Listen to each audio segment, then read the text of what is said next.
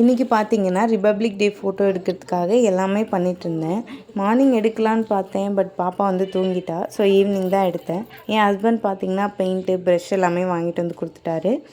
நான் என்ன பண்ணேன்னு பார்த்தீங்கன்னா, ரைஸ் கொஞ்சம் எடுத்து அதில் வந்து கலர் பெயிண்ட்டை வந்து ஆரஞ்ச் அண்ட் க்ரீனை வந்து மிக்ஸ் பண்ணி ஐ லவ் இந்தியான்னு சொல்லி எழுதிட்டேன். தென் பார்த்திங்கன்னா நேற்று வாங்கின திங்ஸ் வச்சுருந்தேன் இல்லையா, அதில் வந்து கொஞ்சம் அரேஞ்ச் பண்ணிட்டேன்.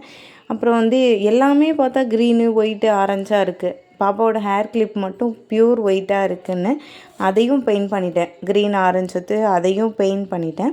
அப்புறம் பாப்பாவுக்கு ட்ரெஸ் பண்ணி ஹேண்டில் வந்து ரப்பர் பேண்ட்லாம் போட்டு அவளையும் ரெடி பண்ணி சென்டரில் படுக்க வச்சுட்டேன். தென் பார்த்திங்கன்னா அதுக்கப்புறம் வந்து ஃபோட்டோ எடுக்க வந்து கோஆப்ரேட் பண்ணவே இல்லை. ஏன்னா பாப்பாவுக்கு 5 months ஆகிடுச்சு. ரொம்ப விளையாட ஆரம்பிச்சிட்டா. ரொம்ப கோஆப்ரேட் பண்ணவே இல்லை. அந்த பேண்டெல்லாம் திங்கிறது இதெல்லாம் வாயில் வச்சுட்டே இருந்தால் அதை எடுத்து விட்டு ஃபோட்டோ எடுக்கிறதுக்கே ரொம்ப சிரமமாயிடுச்சு. இதோட எண்டில் வந்து நான் வந்து ஃபோட்டோலாம் ஆட் பண்ணியிருக்கேன், பாருங்கள். அதுக்கப்புறம் நெக்ஸ்ட் வீடியோவில் மீட் பண்ணுறேன். அது வரைக்கும் பை பாய்.